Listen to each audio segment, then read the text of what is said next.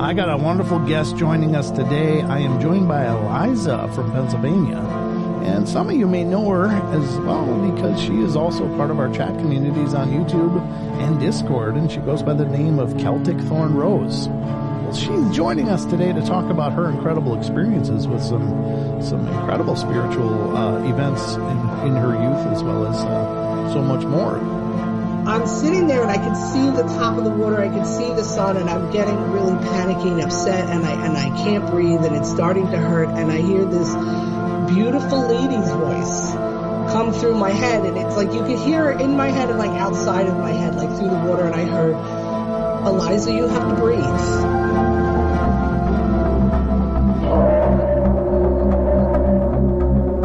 Hey everybody, and welcome to the Paranormal Portal Podcast. I'm your host, Brent Thomas. Thank you all for joining us, and special thank you goes out to all of you who continue to support the podcast and continue to spread the word.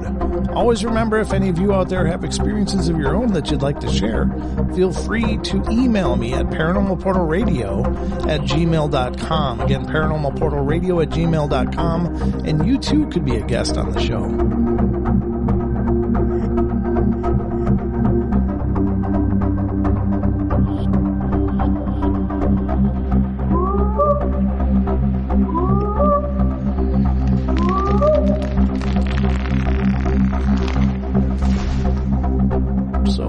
Further ado, let's dive into it. Welcome to the show, Eliza. Thanks so much for joining me.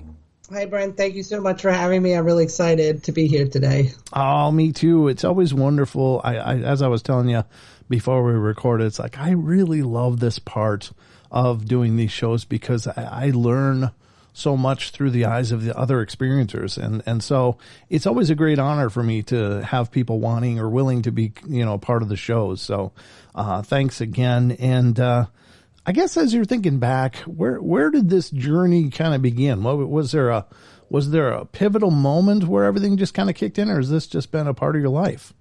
It probably has been always a part of my life. My parents would always say that, my mom would say my dad was Fae. He knew things. She knew stuff. So, but I was I'm not sure, between 4 and 5, I think I have the absolute memories of stuff. I know I had put on the Discord about Hank, and there was a ghost in my house. But previous to that, I had the episode that really kind of begins it for me is I call it the angel. I don't know what else it was. I was learning to swim at this nursery school I was at, and they had a pool. It went from 3 feet to 12 feet, and they were teaching us how to swim. And I was learning how to hold my breath long enough to go down to the 12-foot section of the pool. They'd throw a horseshoe down, and you'd go do it. So I wasn't able to do it. They'd constantly have to get the horseshoe. And this day I threw it down, and I was bound and determined to get it.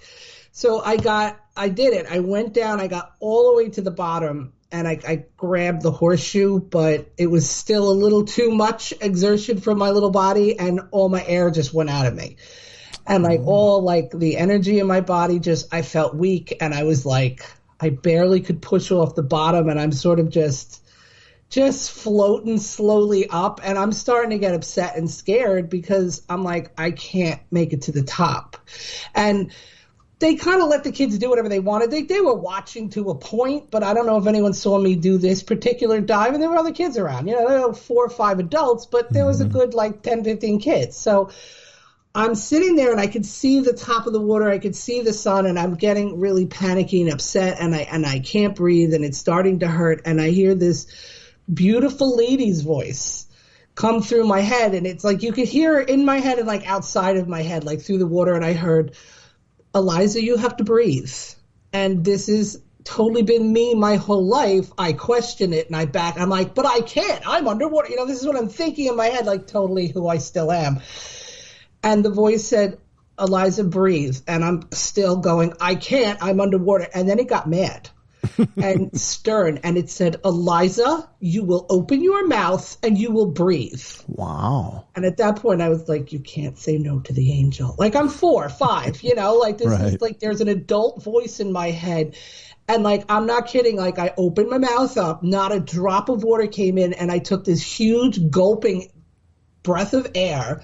Like, I can still feel the air coming into my lungs today. And, like, I felt like, you know, like Popeye, like all the energy came back into me. And I was able to, like, get up to the last bit, and I burst through the water. And, of course, I'm breathing again, and I'm panting. But in my hand, I'm, like, holding the horseshoe. And I was like, what the heck just happened? You know? Like, yeah. So I'm like, well, I've wondered, like, was I not supposed to die that day? Like, I'm not trying to be dramatic. Like, that's what has gone through my head. Like, I was dying, you know? Like, I really couldn't breathe. I couldn't move. They didn't see what was happening. And that's just seconds. You can, like, lose all your power in seconds. It doesn't take long to drown. You know what I'm saying? So... So I don't know to this day what it was. Is that my inner divine voice? Was it an angel? What? I don't know. I just know that there was an actual voice. I argued with it, and then I breathed. But it's so much more than just a voice, though, because, I mean, you breathed while submerged in water. Air underwater. I mean, there might be people that say, I don't believe it. Fine. I know what happened. I don't have a good enough imagination.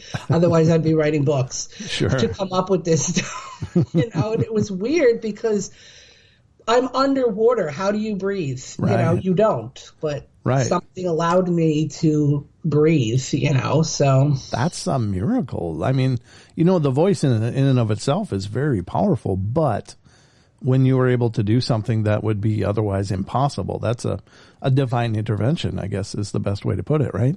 Yeah, exactly. I don't have any other explanation how that is remotely possible. I don't. And, like, look, my mother never hid stuff from me, so if I had, say, passed out underwater from lack of oxygen, ambulance and all that, she would have known. She would have told me later. That's how my mother was. She was very blunt about things. This happened, this didn't happen, end of story. You know, so nothing, so something happened. Either that or I just got really lucky and it happened to be 2 inches from the water and I didn't know it. No, I was halfway up, if that, you know. So you're talking 12 feet. Yeah. You know. That's still a lot of water on top of you. Yeah, it is. And you're a little girl, like a little child. You can't fight that, you know. Yeah. So something wanted me here, this poor world. No, you know. No, we're all better because of it, of course. But that's incredible. And that's an amazing first experience to have. And you're now the I don't know, I guess when I think back through the shows, I don't know how many people have started out with that kind of an experience, but I just talked to one just a few episodes ago, and he was falling to his death, and somehow his fall was arrested by being tangled in a rope that couldn't possibly have entangled him, but he fell, 60 some feet towards the ground and stopped. And now here you are breathing on water. And I think those are amazing. Those, honestly, I mean, we all hear the terrifying, scary, horrible stories, quite often on these kind of shows, but I love those stories because I think we need those reminders to know that, look, I mean, there's some horrible things in the world, but there's some really beautiful things in this world too. And we need to acknowledge more of that. So very cool. Wow. Yeah. So that was the beginning. And then, of course, if people want to go back to the Discord, I don't know, or that last show I was in about the Hank spirit and try to protect me from one of the bad spirits in the house. That was my childhood house. Mm-hmm. At the time, too, I remember I could talk to animals. I'm sitting in my yard and like a bunny hopped over to me and I could see its little mouth going like it was eating, but I heard in my head. We had a full conversation. Like, I'm mad now that I can't talk to the animals like that anymore. I'm like, I'm ticked because I got cats. I love animals. I love all animals. I'm like, I want to talk to them. This is BS. Like, I want to be a child again and be able, again, if people could say, oh, that was imagination. Well, no, I know, like, this was like real. We were talking to each other. It's not just, oh, hi, Mr. Bunny, how are you today? Aren't you nice? And so why is a bunny getting that close to me? Right. Bunnies run away from people and children, and we were just sitting there schmoozing on the lawn. It was like a little peace in. It was great. Do you remember the context at all of what was being said or no? I think I think I asked him, like, are you eating something? How are you talking to me with you eating? And he's just like, this is how I talk or something. I don't know. But sure. It was just really nice. And we were just happily talking. I'm not really sure fully the whole extent of the conversation, but sure. I just thought it was really cool that I could hear the bunny and the bunny could hear me, sure. And it wasn't running away. And, right. I didn't like dart out at it. And like, I didn't even need to pet it because we were talking. It's weird. Normally right. with an animal, I want to pick it up and pet it and love it. And in this case, we were just having a conversation. So I'm like, well, I guess there's no need for me to be like, oh, you're soft. Well, and maybe that's not a fair question, because if you meet someone at a gas station and just end up in a conversation, you probably won't remember too right. much later what you talked about. But just the idea that it was something so profoundly unusual. Yeah. But I would like to point out to anybody listening, it's like, oh, come on now. Look, there's shamanistic traditions to this day around the world where their practitioners are able to communicate with animals and have information given to them that can be later verified that there's no way they could have known, but they received it allegedly from the animals. So I think that it's probably, as you may not have known at that age, but some form of telepathy, or that's what I'm thinking it was. Yeah, because I remember his mouth moving, but there was nothing, no sound coming from the mouth, and I think that's why I said, "How are you eating something?" Because I could still hear you. Sure, something to that effect. Yep. And, like when I had conversations with that Hank spirit, I honestly can't tell you if I was actually hearing him speak. Right. If it was I just know that we spoke. Yeah. All the time. I'd run into the closet, open it up, and I'd be like, hi. We would talk about all sorts of stuff. And he loved the house, and sure. he wanted to protect it and all this other stuff. So that's fantastic. And I tell you, that in the Bigfoot world, they call that mind speak, and I think that's just another way of saying telepathy. It's just mind speak. But I guess the people that have experienced it, at least in those cases, claim that it's profoundly different than just the thoughts in your head. Like you can feel it's a different sensation mentally when you receive these things and it comes in a voice. And some people might be hung up on, well, how does Bigfoot or a rabbit know a language? Well, that's a translation of our brains. I mean, we probably do think in language when we're doing it very, very deliberately, like thinking through problems.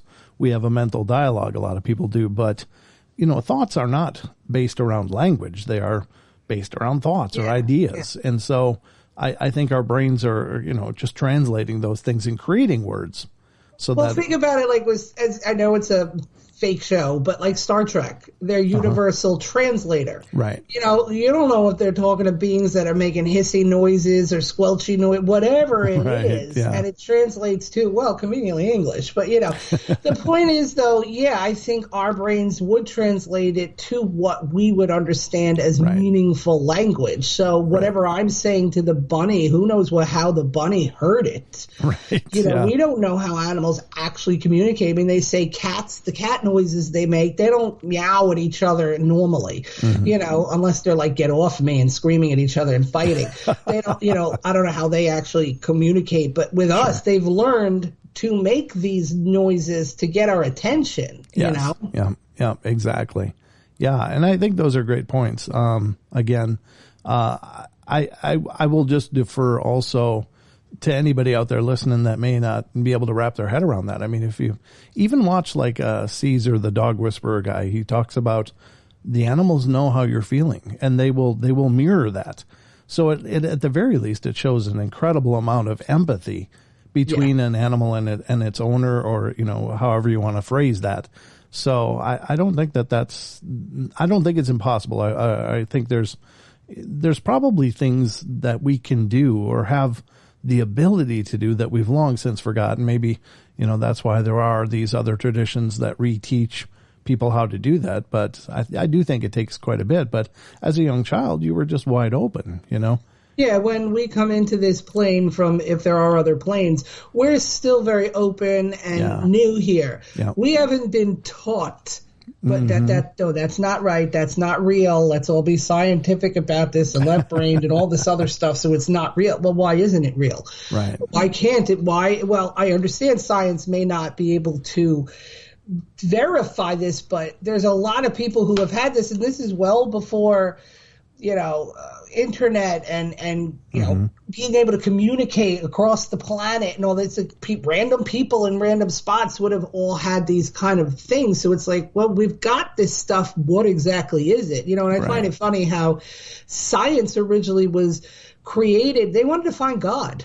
They wanted to figure out who God was. And then it got to the point where the church got mad and said, this is our domain, that's yours. So they had to go find stuff scientifically, the whole method of let's come up with a theory and then let's try to test it. Sure. So we're kind of finding it in a weird way with a lot of this, going into those I'm blanking on the word here. I probably sound stupid, but quantum areas. Sure. Where they're finding a lot of very interesting things. And I'm like, well, I don't know if that's God per se, but it's something that's so out of our realm that we have been told. So I feel it like a lot of people have something and then it's taught out of us, experienced out of us, and I'm desperate to find a way back to some of that. Like you watch the animals during a tsunami, they're all running up on a mountainside where the humans are like, what's going on? I don't know. Where are the animals going? And then later they're like, oh, we should have followed the animals, wouldn't have gotten drowned, Yeah, exactly. We've lost that ability as we're still animals. Yeah. We forget that. And we're not connected to nature anymore, to the whatever. And so we're cut off. Some people still have their gut feelings. Well, that's still that original thing we had that was either cut off or we cut off. Right. That's and again, this is my opinion. I'm trying to, I'm not trying to act like I know everything, but No, I get what you're saying. And so, that's an incredible experience as well. So what else has happened? I remember, funny enough, my father had moved to Pennsylvania at one point, and he had taken me from Long Island to visit him. I have no idea what town we were going through. He ended up living in a town, Chambersburg, which is near Gettysburg. So we were heading down to the south of the state, and there was a lot going on down there. So we were driving through a town that, they call things cities here, and to me a city is New York City, a huge place, but they're not. They're smaller towns that they call cities. So we're driving through some city, and we're in an older looking section of the town, and I'm just talking to my dad. I'm about 13, and I look out the window, and I'm in it looks like Mankato from Little House on the Prairie. The road is all dirt. There's, boardwalk, sidewalks. There are all the funny looking faced buildings. And I hear clip clop of all the hooves all over the place. I hear the noises you'd hear. And I'm like, what the heck is going on?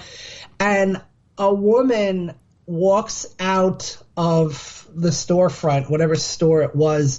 She's wearing this really beautiful purple dress, a really nice purple hat, very late 1800s style, unbelievably blue purpley eyes, and she had this beautiful blonde child next to her. The child's wearing this beautiful blue jacket or coat, and she's in her dress. And I look up and I look the woman dead in her eyes, and I watch her eyes widen, and her face looked shocked, she saw me.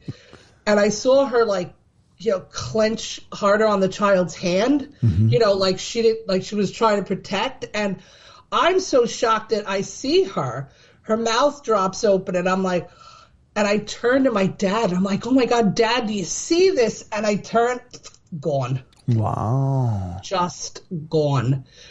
And it was back again. And I felt weird. I felt tired. Something had happened. And I was really upset that I wanted to say, Dad, go back. Right. But I knew there was what was he going to do? Drive backwards? Right. My mother had told me once a long time ago about a story of these people in England, I believe it was, and they're walking over this meadow. And like coming over the hill was an entire like Roman legion. Yes. But one of the members had seen the legion heads expression, like they had seen each other and then poof, gone. Yep. So I think there's pockets, something that we just randomly walk through, and we can either walk back or just, I don't know, somehow you can walk back into your own time. I have no doubt that I've been jumping time shifts all over the place because I remember things that people don't. I don't know if that's the Mandela effect. I don't know if we're all jumping. I just know that I'm not in the original thing I started out with. Like, sure. I just, so that was really cool. And I remember that as if it like happened yesterday, I was just like, this is wild. And she saw me, you know what I'm saying? Like, I'm sure she never said a word to anybody. Like, back then she probably would have been committed. Like they're not listening to a woman talking about, I saw this girl, but she was just floating by, like. She's probably just stopped and went, oh yeah, it's time to pick up the laudanum. Yeah, exactly. Yeah, right. Yeah.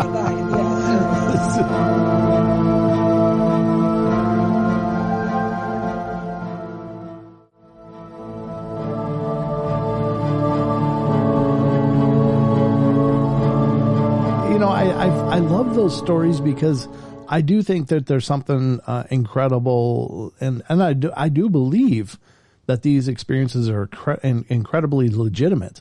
And it seems to be, like you said pockets, and it is almost like these bubbles that kind of rear up. There's so many times that people have been like ghost hunting and stuff, and they'll be in an old place, and this one story in particular, this person was going down into this basement, which used to be like a workshop, and he kind of was looking around, and I don't know if it was abandoned or if it was a historical site or whatever, but he's just looking around, and it's dingy, it's dark, but he turns his head, and there's this person from an era long gone, but like translucent. You can kind of see through the person. Well, the person looks up from what this person is doing, looks at the investigator, and the same reaction.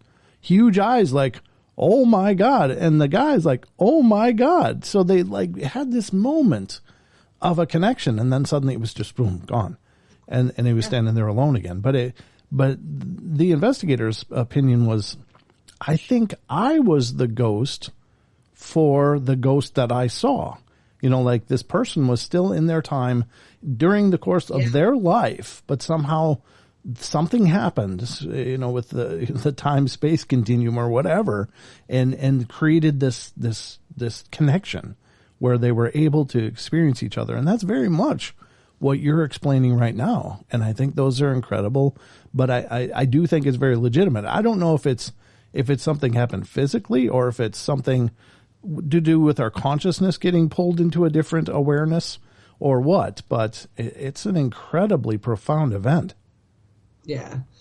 So that was pretty amazing. And then of course, as we went to, this was a trip with my father, and like I went to visit with him, he took me to Gettysburg, and I will never go back ever. I'm sorry, you couldn't pay me enough. It was very hard for me because I didn't fully understand at that age what I had, and I also had been horrendously treated by people in my life. I literally had no friends. We had very little family. We were disowned. My father was Jewish. My mother was Christian.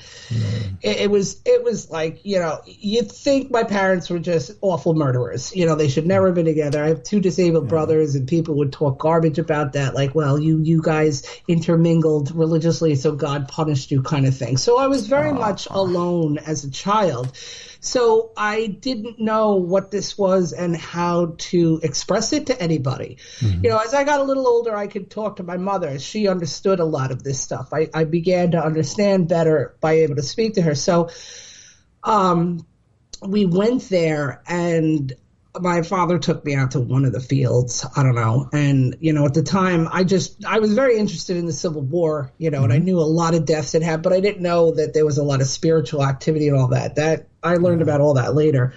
And I went out on the fields, and it just still like makes me feel like someone's just pressing me in. I could hear and see them all. I could see the death. I could hear things. I could smell everything. And I just was getting sick to my stomach. I felt like I was going to pass out. And I'm like, I have to get off this field. I can't be here. And I just stagger off. And I tell my dad, I'm like, we have to go. I don't feel good. This, and this. And he's looking horrified. He's like, oh, my God, let's get you home. When I left that trip, when I finally went back and I told my mom what had happened, I was like, Mom, this is what happened. I could see it all. I could feel it. She looks at me and she went dead white. I was like, is she going to throw up? Like she turned so pale. I'd never seen the woman look like this. And she looked at me and she's like, what did you say? And I said, I told you I could sense them and see them. And she goes, do you know I took your elder brother there when he was about 12. He went on the field, and in 5 minutes he came off the field and said, Ma, I can see him, I can hear him, and he just went to the car. Wow. So me and my brother literally had the same experience. Now, you have to understand, my family is very estranged. And my mother very rarely talked about my eldest brother. And I almost never talked to him. In fact, we unfortunately don't talk anymore. That's mainly on his side, and that's all I'm going to say. But I had no idea. I had no idea he could sense things. I had no idea my mother was very tight-lipped about the past. I was the youngest in the family. I mean, my brother's 21 years older than me. My two elder brothers are 12 years older than me. So I didn't grow up with them. You know what I'm saying? So for her, it was like she kind of almost had to say something at that point. So like he and I had very, very similar, profound, so it wasn't like me just pretending like, oh, I'll be like Mike and I'm going to say I saw this, she wasn't even there for me to have, done this said thing to. And we started talking about, I think that's when she started to realize how much was going on with me, and she started to guide me a little bit, to help me with this. She didn't have a lot of knowledge and understanding, but she took me seriously, to help me through this, so. That's wonderful, because a lot of parents, and I don't think that they're bad parents. They're just trying to assuage the fears of their kids. Like, oh, it's just your imagination. It's fine. You're just imagining things. But can you tell us a little bit? Now, you said you can see them, hear them. Did you just see the soldiers, or were you witnessing battles, or what was it? It was like I was standing in the battlefield. Yeah. Oh, yeah. It was insane. I don't see it as like I time swapped. Right. It was like watching, but being there. I don't know how else to put it. It was not like seeing the woman. They wouldn't have seen me. Right. These are like shadows of things that have been, so, but when you're able to smell stuff, I could smell the musket fire. I could smell the stench of the heat in the air and the body. It was, let me tell you, it was the most ungodly thing I had ever been through. And all I could think of was, Jesus, if I can't even handle standing here, what did these men go through? Right. Like, I am very empathic. So like it was, I think one reason why I felt so horrible was because I could probably pick up on all their horror. And look, I don't like war. I'll be the first to say it. I don't like military. I don't like this. But it's not because I'm anti. It's because I've sensed this stuff. I don't want to see anybody go through this for any reason. You know what I'm saying? I would never, ever say to anyone who's been in the armed forces, like, why the hell were you there? No, I have the most profound feelings for them in that sense. Like, if you hear me say I don't want anyone going to war, it's for that reason. Right. It's nothing political. I'm not political, and that's not where that was going. But I'm just saying it was. Yeah, I think the fear, and like, why would anyone want to be put through that? Why should we put anybody through that on any side of the scope? Yeah, it's horrible. Yeah, it is, and it's an ugly, ugly thing. But do you think you were? Was it like a psychic imprint that you were feeling, do you think? I mean, I'm just asking because how old were you at this time, by the way? I was 13. 13. So, was it, I mean, you said you could see it, but, it was like watching like a reenactment, a residual being there, but it was real. Like a residual impression on the land itself. Yeah, probably. Okay. It probably would be more like, and I don't want to call it like I was watching a film strip, because it was very real. Like I was there. Like it's like if I walked up and touched one of them, I could have felt them. But again, at the same time, the impression I got was I'm not here. Yeah. Like they wouldn't see me like the woman did. Yeah. Do you know what I'm saying? Yep. So yeah, there is a profound effect in that area. Like it's just too many people sense and see things, and I think so many people who don't even are not even that tapped into anything are stuff. Like I'm not kidding, we've got about I'm not kidding 8 to 10 books on the Civil War ghosts. My brother is absolutely fascinated with that stuff. So it's incredible. Everywhere, and it's just so tainted and so just a part of that whole area. Mm-hmm. There's no way around it. There are certain things that happen in this world that areas are affected, like the land is just scarred for forever. I don't know, psychically, energetically. Yep. Like we have done some horrible things, and enough energy together will leave its impact, will leave its impression. Yeah, it stains the land or the buildings or wherever. Yep, basically. Absolutely. And I have no doubt that there are spirits roaming who have not been able to cross and who have no idea and are probably in denial, shock, fear, who knows, whatever they're feeling, like, God, I can't even imagine. And then, of course, I think there are absolutely just residual, the tape playing. Yeah. So sure. Yeah, like I wouldn't wish that on anyone, feeling that, seeing that, sensing that. I mean, I don't know, maybe the people who start wars, I'd like them to see that, but like that might require empathy though. What? I said that might require. Well, yeah, right. I take that back then. It's not going to work. No, yeah, so, I mean, I still am very fascinated. I'll read up on stuff, the history, the ghost stuff and all that, but you couldn't pay me enough to go back there. I can't. I don't know. Maybe as an adult, I might be able to process it better, but I don't really want. Yeah, I don't want to do that. That's some intense things for a young adult to feel and to process. Yeah. And so, I don't blame you. I would steer clear of it as well. So what happens next? So basically then I've had a few more, there was a few more big things that happened. I used to live in a house, when I grew up on Long Island. I lived in this house that used to be a farmhand house for the local dairy farm. Mm-hmm. And I lived in, my room was at the front of the house. It used to be the original porch, and they just enclosed it in. And I was in maybe 10th grade, and I had, was getting ready to go to bed for the night. I just turned my light off, and I turned over on my left side facing the room. And, I hadn't shut my eyes more than a minute, and I'm one of those people that take forever to go to sleep, so I was still very much awake. And I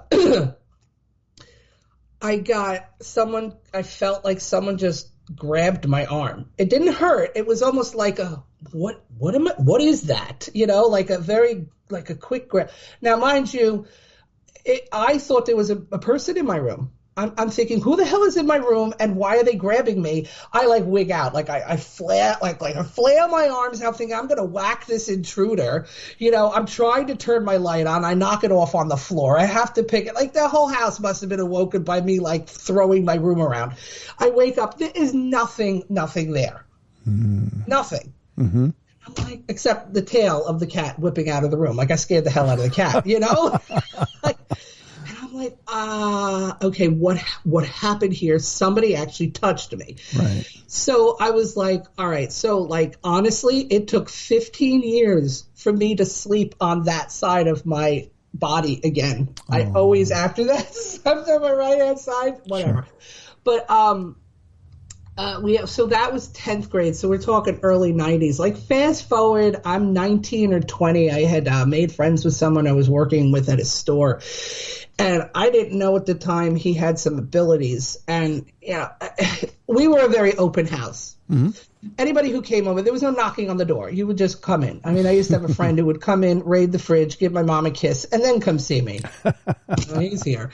So my friend came. I hear movement outside on the front path. And then I hear sped up footprints. I hear the door wrenched open. He comes flying into the room and he whips back my curtain. And I'm like, are you on drugs? I was like, what are you doing? I'm like, are you all right? He goes, where's the cat? And I'm like, I don't know, somewhere in the living room, right? He goes, did you get a new cat? Where is it? And I was like, no, we have the same 2 cats we've had. And he goes, no, this is not one of your normal cats. And I said, what do you mean? I have, whoever I had at the time. And he goes, no, this is a red and white cat. I said, I don't have a red and white cat. And I'm starting to get upset because I had a red and white cat, one of the best cats I've ever had in my life. His name was Lionel. He was the coolest cat you could ever be. Yes, Thundercats. Thank you. Oh, yeah. Total tomboy over here. Love Thundercats.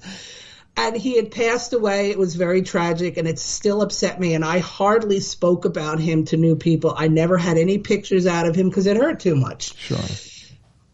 And I go, red and white. And he goes, yeah. I go, you wait here.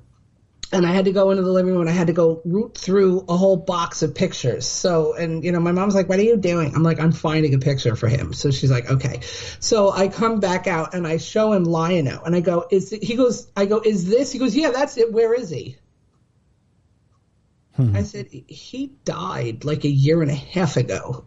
Oh. And he goes, well, he's still here. He was just sitting in the window. He's here. He's protecting you. He's like, he's here. And I mean, that made me feel really great because the loss of that cat was so profound. I still cry over him to this day. Like cats, animals in general, but my animals are so very important to me. They're my protectors. Without them, I am really vulnerable to bad things in life. I believe that for me. Sure. So he starts talking about the cat and he goes to me, have you been touched in your sleep? And I'm like, all right, this is getting weird. I'm like, what are you talking about? Like, I'm getting defensive because, these are things I didn't talk about with people. Right. This was something only I knew. And I'm like, who is this guy to start telling me this stuff? He goes, there's a young guy here. He's like, were you touched one night? And I said, yeah. And I told him the quick story. He goes, yeah.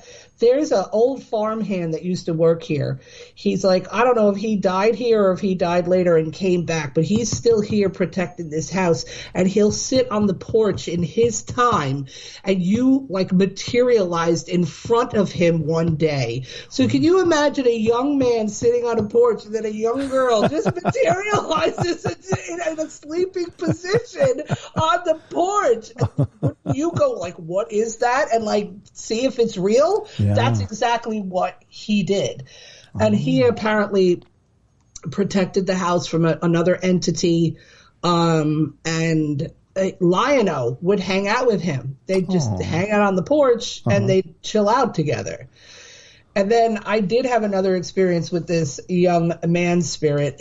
People might laugh, and I'm not like anything special or anything like that, but I had gotten one of my first boyfriends, and he would sometimes stay the night and then he would leave to go get ready for school and we'd go meet, and I hope I'm not getting too disgusting. And so he left. That's fine. And then next thing I know, I thought he had come back, because next thing I know, I'm feeling somebody lying on top of me. Nothing's happening. It's just like someone went to lay down and then like a pressure. And I'm like, and I go and reach my arms. I'm like, oh, it's my boyfriend. My hands go right down. And of course, I'm like wigging out. And I'm thinking, oh, wait a minute. What if this is Farm Boy? And now I'm older. And like, I don't know. Is he jealous? Like, I'm not trying to be funny. All I know is that there was a person lying on top of me, and just lying there again. And then it went away. It just was like my arms went down on this, and I woke up and I didn't go back to sleep for the rest until I got that night. I was just like, all right, perv, strange stuff. Like, I didn't feel gross. It wasn't like nothing was, I didn't feel anything untoward, but it was just very bizarre. You know, like I said, I hope that wasn't an inappropriate thing to say. No. But, you know, that was another experience I had. Like, I know people say, and you've seen the shows where they're like, I felt the body lying next to me and I saw the bed go down. Yeah, well, I had the body lie on me. Okay, you know?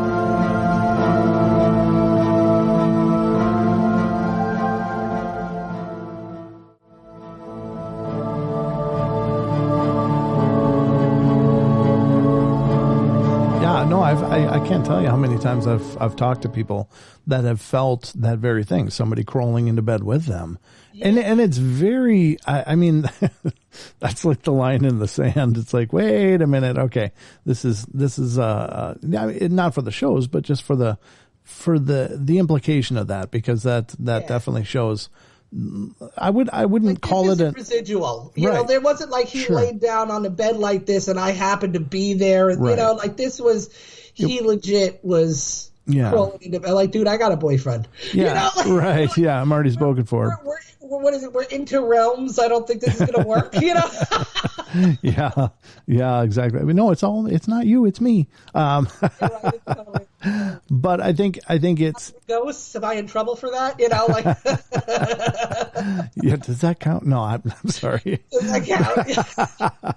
But I mean, it is concerning because it does like cross a line for me. It's not, I wouldn't call it like an attachment, like in the traditional sense, like some spirits attach to people. And usually that's never a good thing, but it is an attachment in a way, because it's an emotional attachment that's, I guess, grown or flourished or whatever in the entity.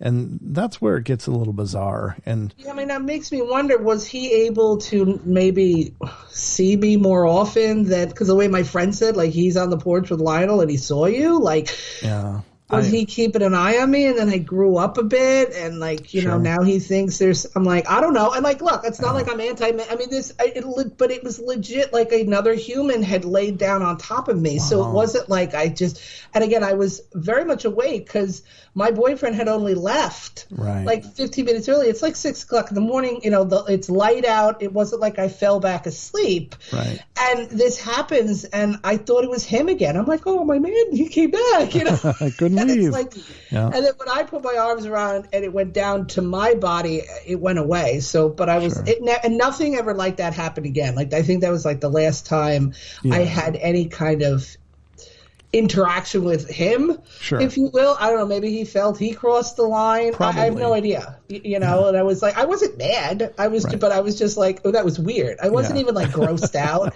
you know. If like a real human male came in and laid down on my bed, I would have kicked him, you know. But like, there would have been untowardness there, unless it was my boyfriend, you know what I'm saying? So I was like, all right, I don't know, maybe he thought it was okay, I don't know, like. He took a shot, but he did. Like, he struck out. Sorry, buddy. You know. Well, yeah, that's incredible, though. I mean, even though it's a bizarre, you know, uncomfortable kind of story, I'm sure for you, because that's, you know, again, it's one thing to have a presence there that's keeping an eye on things. It's another thing entirely to have them crawl in bed with you. Yeah, so, it was like, you didn't even ask, dude. You know, like. I usually get dinner first. What are you doing? Yeah, right, something. Like, come on. Oh, yeah. Really do. Yeah. Well, so that was the last that you really. That was the last time I could remember really sensing him. Like, he never did anything again. And I'm trying to remember whether my friend. No, I don't think I was. Okay, at that point, I wasn't friends with the guy who had all that stuff. So I have no idea. Like, he never tried anything again. I don't know if he just floated back. I think he's still there. I just think maybe he thought, oh, I went a little overboard. I'm just going to back off here.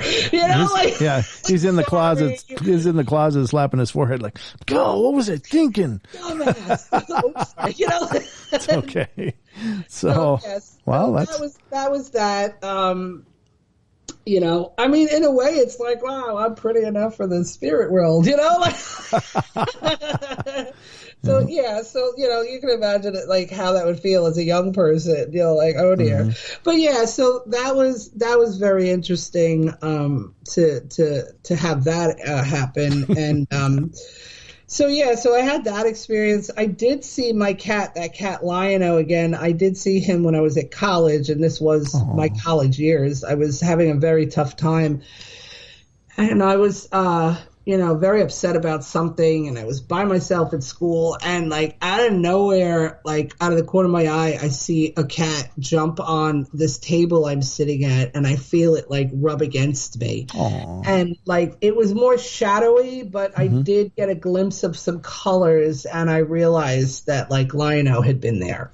Yeah. So I know that he has stayed with me. I really feel like he's behind the scenes, making sure that, as my mom would put it, his girl was okay. So I've had that. So that's always really nice to know that the animals are still there. I know that they're orchestrating stuff, and they're always there. Like if they can't come back, they'll send you another animal that will be what you need. Yeah. You know what I'm saying? They know exactly what you need, and they like kind of, teach the new one. This is what you got to be for them, and they need this. And if you don't do it right, we're going to get mad at you. Yeah.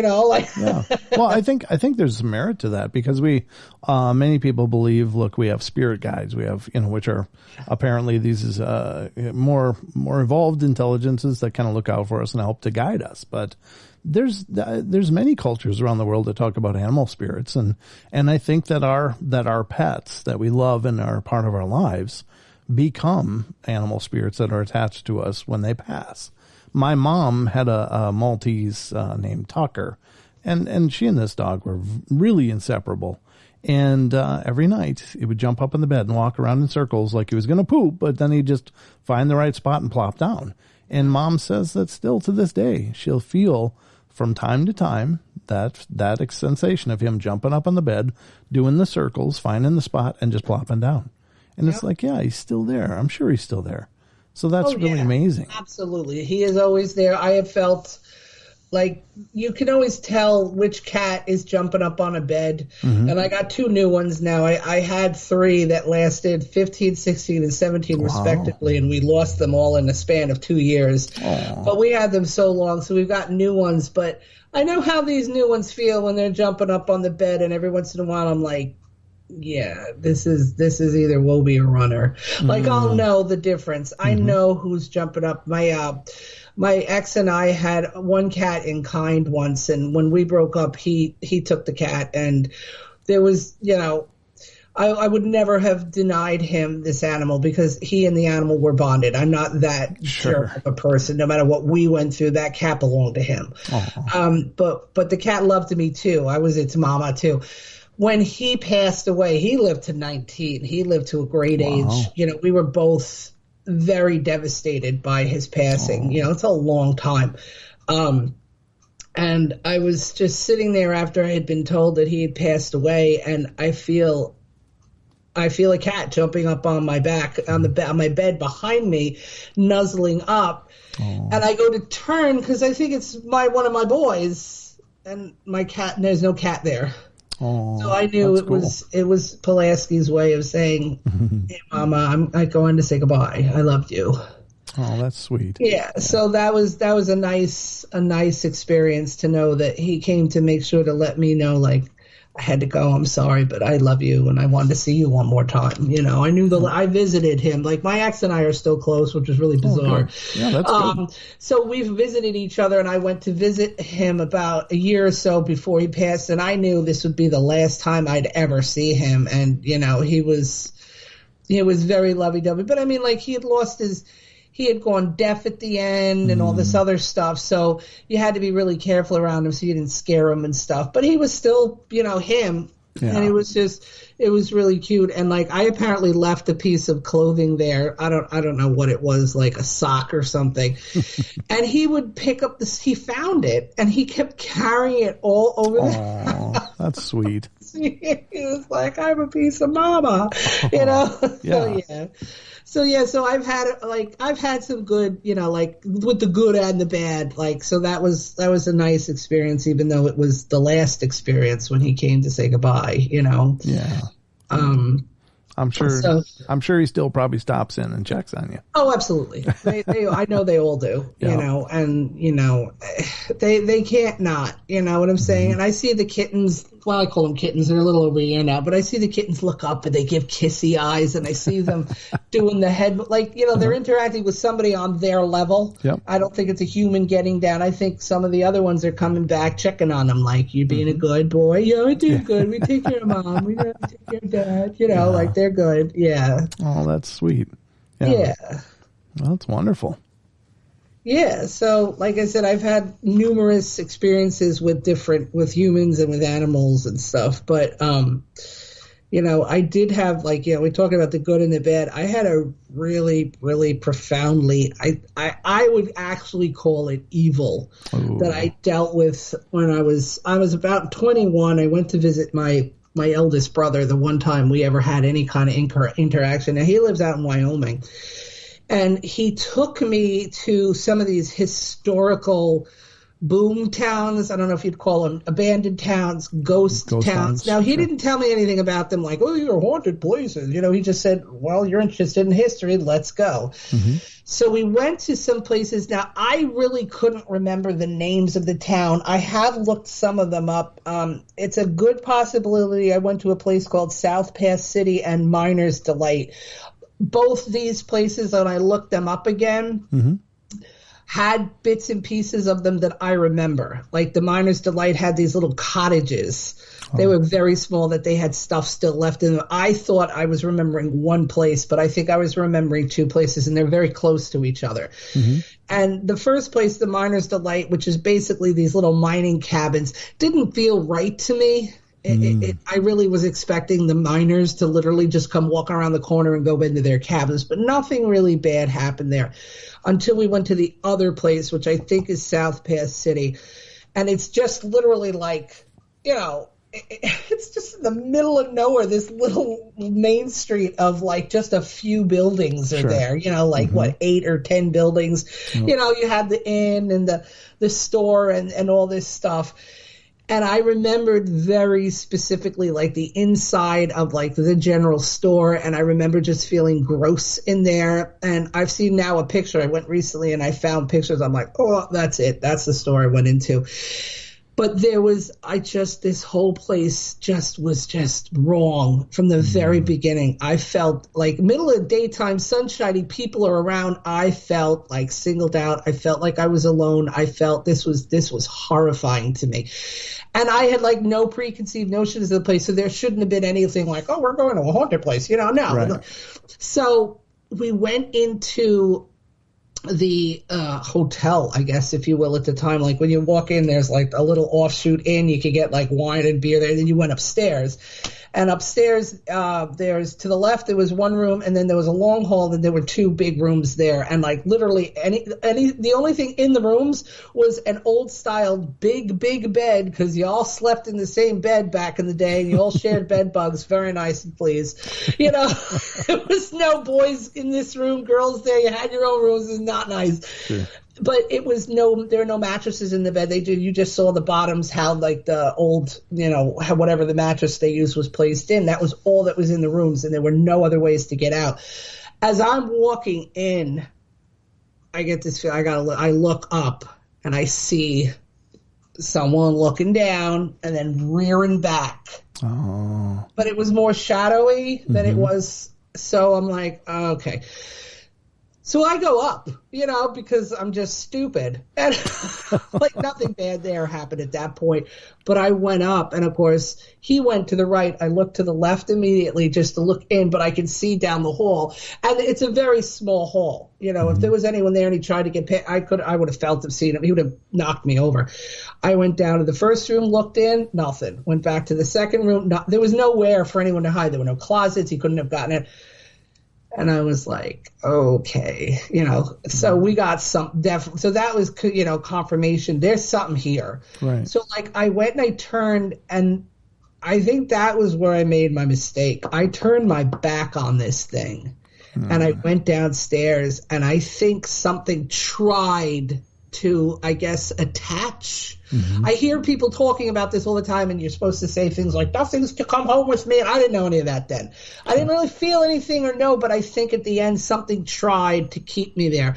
So we went through the rest of the tour, and I saw nothing else. I just but I started to feel more and more just off and gross and uneasy. And frankly, I started to get horrendously frightened, and I just felt like something horrific was about to come. Like I was waiting for like a horror movie, blood and guts and everything coming out at me. Nothing. So we stayed there a bit. I didn't say anything to Mike, and like finally we leave. And as we're leaving, like all I could think of was, don't look back. You can't look back. And like, honestly, it was hard. I don't know. Something kept saying, you really need to look back. And I was like, no, that's wrong. Don't look back. And as we're leaving, I felt like something like a rubber band. Like I felt like I was being stretched. Okay. Like back and back. And I felt almost like I had to, I guess, spiritually hold on for dear life. And finally, I almost felt like a backlash, like something hit me. And then the feeling went away. The evil horror of it all just stopped. I firmly believe that something was trying to grab me and keep me. And had I turned around, I don't really know what would have happened. But we went back to my brother's house, and I spent one of the worst nights of my life. I actually went to sleep, but I was frightened the whole time in the house. I was frightened that night. The nightmares I had were unbelievable. And like, I'm 21 at that point. I hadn't had a nightmare since I was like 9. Yeah. And it was just non-stop nightmares about the place, just horror stuff in general. And come morning, it was like it kind of had gone through me, and like I didn't have any other problems after that. But I've had another experience in my life later on where I had a similar feeling to that, and I'm wondering now if I'm just more alert to something trying to attach. Honestly, I'm not sure if I'm even using the right terms, but that was one of the most like horrific experiences like I have ever encountered, and it's like I don't want that to happen again. And I talked to my brother about the town in general, and he's like, these towns that built up in the late 1800s, early 1900s, the mining towns, the gold towns, the rush towns, they were incredibly lawless, just people just running amok, murders and prostitution and all this stuff. People were not, it was kind of like a really jacked up version of your first weekend away at college. Everyone acts like a fool and is running around. In my first weekend at college, people were ripping off water fountains off the wall, and they were doing like, mattress surfing. Like you can rev that up a million times. That's a boon town, just not nice people generally out there. So whatever went down in this place left something, and it's actively there. And it found me. Like I'm learning stuff now that if you are open and you don't even realize it, you're asking for it. But it's not even your fault. You don't even know. Right. And I luckily fought it, I guess, successfully enough that it nothing happened after that. Like I think I was processing the crap I felt during that place. But that was, like I said, the only thing I actually saw was the male figure up at the top of the stairs. Wow. Well, I'm glad it didn't become worse than that, but that's absolutely terrifying. It was. It was you. Was it a recent show or that I listened to one of your podcasts? You had referred to something about real evil, and you had been through something. You're like, I think this was what I would call, and like I totally felt it. I'm like, that's right. Like that's what you're saying is kind of equating to what I was feeling that day. I've had some pretty weird things happen, and I'm not saying that something wasn't nice and maybe it was bad, but like I feel that this was like what I would have considered pure evil. And I'm not even being dramatic, I don't run around being like everything's evil or everything's God and wonderful. It's just, it just is like most people, like they can do something bad, but you wouldn't necessarily call them an evil person. People make mistakes, but then you do get the real evil. And that's what happened, I feel, that day. Yeah, that's horrible. But I'm glad you made it out of that okay. And I tell you, this has been an amazing discussion. I really appreciate you coming on and sharing these experiences, because you've really there's such a profound variety of things that we've discussed. So I think this was a fascinating show, and thank you so much for coming on. Well, it's been my pleasure, and thank you for having me. I really enjoyed this, and it's nice to be able to tell the stories, and in a place that's more, it's like acceptable, that you're not going to be like, yeah, I don't think so, thanks, So no. I really do appreciate this. Thank you. Well, Eliza, you're one of our people, by golly. So thank you so much. And I appreciate making the time. And it's been an absolute pleasure getting a chance to talk to you. Well, I appreciate it. Thank you very much. Get out.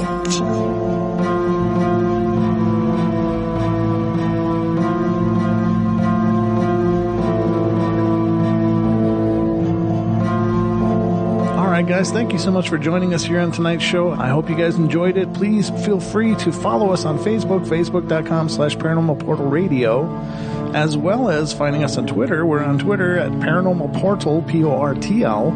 And we'd love to have you stop by our YouTube page and subscribe and check out our shows there. We got hundreds of shows, Journeys into the Paranormal Portal. So I hope you'll check it out, guys. We're over there at youtube.com/Paranormal Portal. So hope to see you guys soon. We'll be back, of course, for more podcasts in the coming days. So we love you all. Be good, be kind, be nice. Take care of each other. Help each other out. Find the magic in every day. And remember to laugh as much as you can.